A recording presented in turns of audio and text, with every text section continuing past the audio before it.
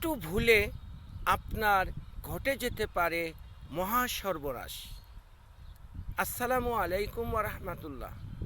সম্মানিত দর্শক মণ্ডলী, সবাইকে জামাল ল্যান্ড বিটি থেকে অনেক অনেক শুভেচ্ছা ও স্বাগত।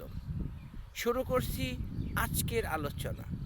আজকের আলোচনা বিষয় নামজারি, মিউটেশন অথবা জমা খারিজ।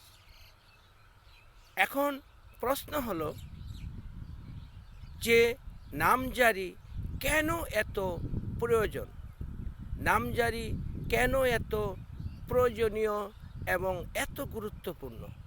আপনি একটি কষ্টার্জিত অর্থে জমি ক্রয় করলেন, কিন্তু খারিজ করলেন না, নামজারি করলেন না। আপনার হতে পারে নানান ধরনের সমস্যা। একটুখানি ভুলে আপনার জমি বেহাত হয়ে যেতে পারে।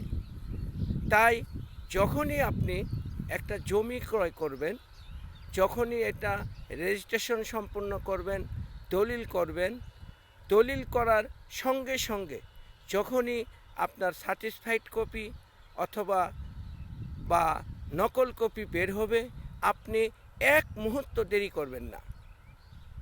সঙ্গে সঙ্গে আপনি নামজারি করার জন্য, মিউটেশন করার জন্য, জমা খারিজ করার জন্য নিবন্ধন করবেন এবং ভূমি অফিসে জমা দিবেন।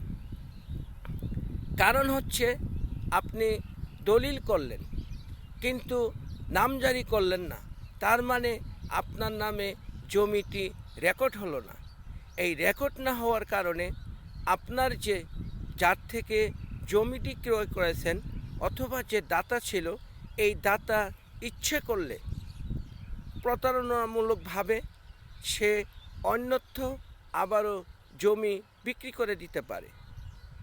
কাজেই আপনি যখনই জমি ক্রয় করবেন, কোনো দেরি করবেন না, অবহেলা করবেন না, বিন্দুমাত্র অলসতা দেখাবেন না। আপনি সঙ্গে সঙ্গে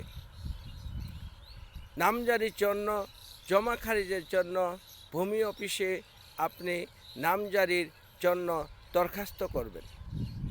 এখন কথা হলো, নামজারি কেন গুরুত্বপূর্ণ?